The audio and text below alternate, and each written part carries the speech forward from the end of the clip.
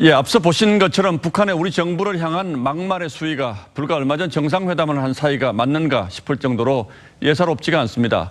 오늘은 북한이 왜 이렇게 나오고 있는지 그 속내를 좀 따져보겠습니다. 자, 강동원 기자. 예. 언제부터 북한이 이렇게 태도가 변한 건지 먼저 좀 따져봐야 할 것 같은데 언제부터입니까? 그러니까 이제 북한의 문재인 정부에 대한 비판은 이제 정부 출범 때부터 시작이 됐었는데 한동안 뜸했었습니다. 자, 그러다가 하노이 미북 정상회담 결렬 이후에 다시 시작했다고 볼 수가 있는데요.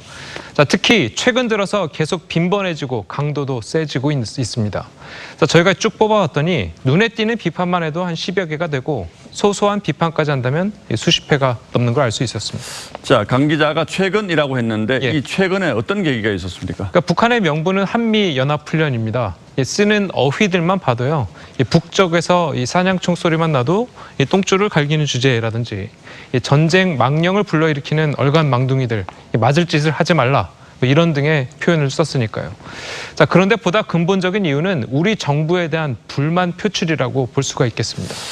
자, 그러나 청와대는 뭐 웬만한 건 다 참고 있지 않습니까? 그런데 무슨 불만이 있을 수 있습니까? 그러니까 판문점 선언이나 이 연이은 남북 정상회담에서 이야기가 나왔던 남북 경협에 대한 진도가 느린 것을 우회적으로 비난을 하는 겁니다.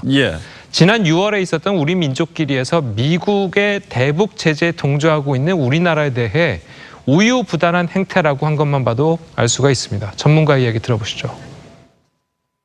한국한테 북한이 기대하는 것은 뭐 금강산이 일단 1차적이고 개성공단과 같이 상응 조치를 포함한 어떤 경제적인 그런 이득을 원하게 하는데 한국을 압박함으로써 전반적으로 자신들한테 유리한 환경을 조성한다고 생각하고요.